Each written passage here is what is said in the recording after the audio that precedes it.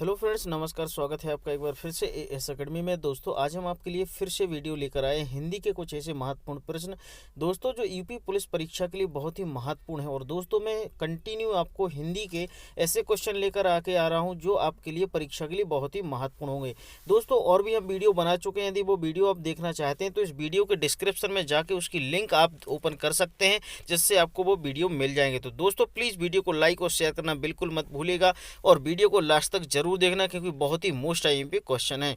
दोस्तों, क्वेश्चन क्रमांक पहला देखेंगे हम कि पर्यावरण का सही संधि विच्छेद है।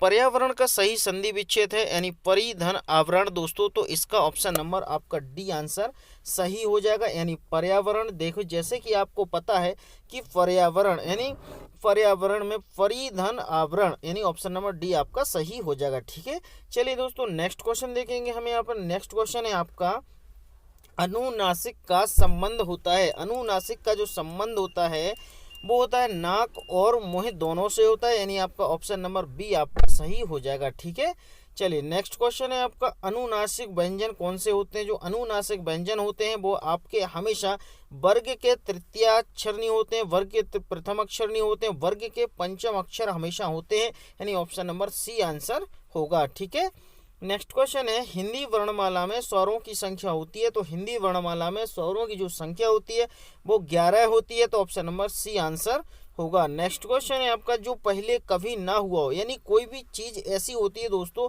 जो चीज़ कभी ना हुई हो उसे हम क्या कहते हैं, अभूतपूर्व कहते हैं। जो पहले ना हुई हो उसको अभूतपूर्व कहते हैं। यानी ऑप्शन नंबर डी आंसर सही हो जाएगा। ठीक है, नेक्स्ट क्वेश्चन है आपका, गमन का विलोम शब्द है। गमन का विलोम शब्द होता है यानी ना तो चढ़ना होता है, ना जाना होता है, ना उतरना होता है। गमन का विलोम शब्द होता है दोस्तों आगमन, है ना, गमन का आगमन होता है। यानी ऑप्शन नंबर डी आंसर आपका सही होगा। नेक्स्ट क्वेश्चन है, ज्येष्ठ का विलोम शब्द है। ज्येष्ठ का विलोम शब्द ज्येष्ठ का होता है कनिष्ठ, है ना, ज्येष्ठ का होता है कनिष्ठ। यानी ऑप्शन नंबर सी आंसर सही होगा। प्रश्नावली के उत्तर की अपेक्षा करने वाला क्या है। प्रश्नावली के उत्तर की अपेक्षा करने वाला क्या होता है, उत्तरापेक्षी होता है। तो ऑप्शन नंबर बी आंसर सही होगा। नेक्स्ट क्वेश्चन है, जंगल में लगने वाली आग। जंगल में जो लगने वाली आग होती है उसे क्या कहते हैं, हम दावानल कहते हैं। तो ऑप्शन नंबर आपका ए आंसर सही हो जाएगा। दोस्तों, ए आंसर सही होगा। प्लीज़ वीडियो को लाइक और शेयर करना बिल्कुल मत भूलिएगा दोस्तों, बहुत ही मोस्ट आईएमपी क्वेश्चन है। दोस्तों, क्वेश्चन क्रमांक पहला है, कार्य को नए ढंग से करने की पद्धति होती है। कार्य को नए ढंग से जो करने की पद्धति होती है हम उसे हमेशा नवीनीकरण कहते हैं। यानी ऑप्शन नंबर डी आपका आंसर सही होगा। ग्रीस में कौन सी संधि है। तो आपको पता है ग्रीस में यानी ग्रीस में ग्री धन ईस यानी ई और ई मिलता है तो आपका दीर्घ संधि बनती है। तो ऑप्शन नंबर बी आपका सही हो जाएगा। यानी ऑप्शन नंबर बी आंसर दीर्घ स्वर संधि होगी। इनमें से कौन सी विपरीतार्थ शब्द पतझड़ का अर्थ है। यानी इनमें से कौन सा विपरीतार्थ शब्द जो पतझड़ का अर्थ है। अब इसमें आप कब होता है, बसंत, बसंत में क्या होता है, पतझड़ होता है ना। तो ऑप्शन नंबर आपका ए आंसर सही हो जाएगा दोस्तों। ठीक है, option number A. Next question है, तरुण का विपरीतार्थ शब्द कौन सा होता है। तरुण का जो विपरीतार्थ शब्द होता है मंद नहीं होता है, न सुस्त होता है, वृद्ध होता है, यानी वृद्धि दोस्तों। तो ऑप्शन नंबर बी आंसर सही होगा। नेक्स्ट क्वेश्चन है, भाषा का संस्कृत के किस धातु से बना है। यानी भाषा शब्द संस्कृत के किस धातु से बना है। तो ध्यान रखना है भाषा का जो संस्कृत है वह भाष धातु से बना है। ठीक है, तो ऑप्शन नंबर डी आपका आंसर सही हो जाएगा। पृथ्वी का पर्यायवाची शब्द है। जो पृथ्वी का पर्यायवाची शब्द क्या होता है, रत्न गर्भा होता है। यानी ऑप्शन नंबर ए आंसर सही हुआ। पृथ्वी का पर्यायवाची रत्न गर्भा होता है। पुरुष एवं स्त्री का जोड़ा क्या होता है। पुरुष एवं स्त्री का जोड़ा होता है दोस्तों, इसमें आप मुझे बताना इसका आंसर एक्चुअल में क्या होगा। यानी पति पत्नी और दंपत्ति ये दोनों या युगल या युग्म। तो इसका आंसर क्या होगा दोस्तों, आप जरूर इसका मुझे आंसर कमेंट में बताना। ठीक है, नेक्स्ट क्वेश्चन है दोस्तों, जिसकी गर्दन सुंदर है। जिसकी गर्दन सुंदर होती है उसे हम क्या कहते हैं, ऑप्शन नंबर बी यानी सुग्रीव कहते हैं। ऑप्शन नंबर बी आपका आंसर सही होगा, है ना। नेक्स्ट क्वेश्चन है आपका, जो सब कुछ जानता है। यानी दोस्तों जो सब कुछ जानने वाला ज्ञानी होता है उसे हम क्या कहते हैं, सर्वज्ञ कहते हैं। तो ऑप्शन नंबर डी आपका आंसर सही होगा।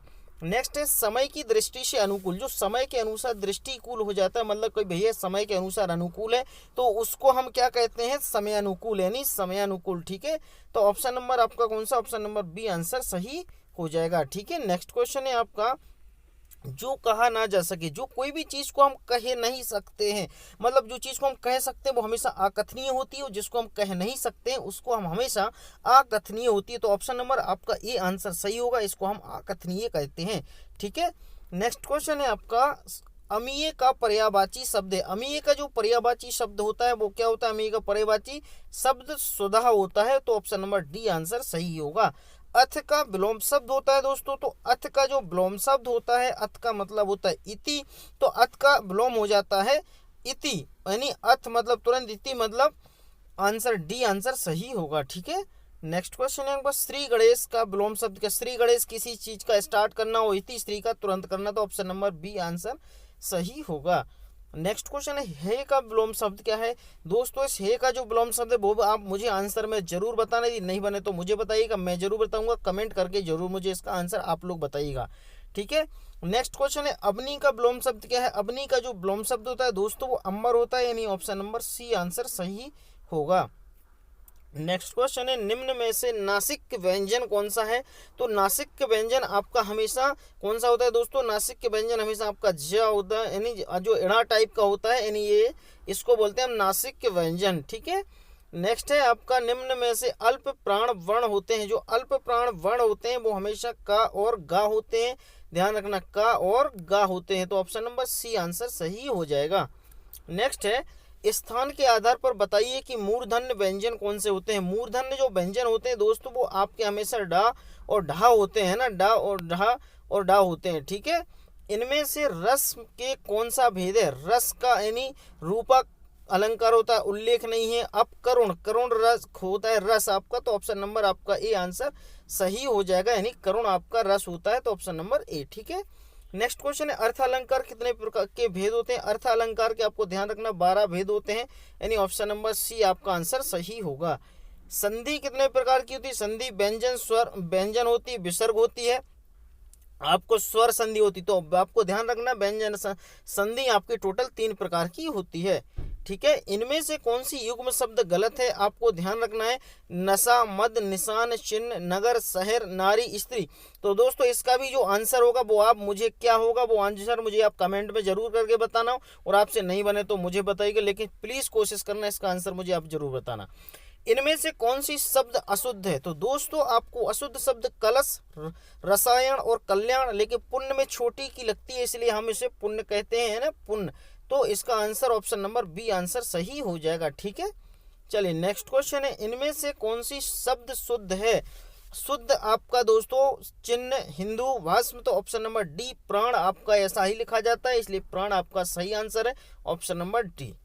निम्न में से अल्प प्राण वर्ण कौन से हैं? अल्प प्राण जो वर्ण होते हैं दोस्तों वो हमेशा का और गा होते हैं, तो दोस्तों ध्यान रखना कि ऑप्शन नंबर सी आंसर सही होगा। इनमें से अलंकार के कौन सा भेद नहीं है? अलंकार का भेद दोस्तों देखिएगा, शब्द अलंकार कौन सा भेद, निम्न से अलंकार का कौन सा भेद है? तो आपका शब्द अलंकार होता है, जैसे अर्थ अलंकार होता है, लेकिन लटानुप्रास नहीं होता है और छेद का अनुप्रास नहीं होता है, तो ऑप्शन नंबर बी आंसर सही हो जाएगा, यानी शब्द अलंकार होता है। ठीक है, नेक्स्ट है आपका, महात्मा में कौन सा समास है? तो महात्मा में कोई भी समास हो दोस्तों, आप उसका भी मुझे आंसर कमेंट में करके बताइएगा कि इसका एक्चुअल में क्या आंसर है दोस्तों, तो जरूर बताना। ठीक है, सिर तोड़ में कौन सा समास है? सिर तोड़ में दोस्तों आपका कर्म तत्पुरुष समास है, यानी ऑप्शन नंबर डी आंसर आपका सही हो जाएगा। दिए गए शब्दों में शुद्ध बरतनी वाला शब्द है, दिए गए शब्दों में शुद्ध बरतनी वाला शब्द दोस्तों आपका स्रोत होता है, यानी ऑप्शन नंबर सी आंसर हो जाएगा। नेक्स्ट है आपका, दिए गए शब्दों में शुद्ध बरतनी वाला शब्द कौन सा होता है दोस्तों? इसमें सुसुप्ति, सुसुप्ति, सुसुप्ति और सुसुप्ति है ना, तो ऑप्शन नंबर सी आंसर आपका सही हो जाएगा। दोस्तों मैंने इसमें कुछ क्वेश्चन ऐसे हैं जो आपके 1-2 क्वेश्चन छोड़ दिए उसको आंसर, तो दोस्तों आप उससे अपना IQ टेस्ट कर सकते हैं कि आपसे कितना हिंदी बन रहा है, कितना नहीं बन रहा है, तो प्लीज उसके आंसर भी मुझे कमेंट में दीजिएगा। और दोस्तों ये हमारे 40 क्वेश्चन कंप्लीट हो गए, तो प्लीज वीडियो को लाइक और शेयर जरूर करना, और कोशिश करना कि दोस्तों इस वीडियो को अधिक से अधिक शेयर करना। यदि आप शेयर करेंगे तो दोस्तों बहुत सारे स्टूडेंट्स की मदद हो जाएगी और उनको IMP क्वेश्चन मिल जाएंगे। तो दोस्तों इसको लाइक कीजिएगा, शेयर कीजिएगा। मिलता हूँ नेक्स्ट वीडियो में नेक्स्ट टॉपिक के साथ। अपना बहुत ख्याल रखिएगा, जब तक के लिए नमस्कार।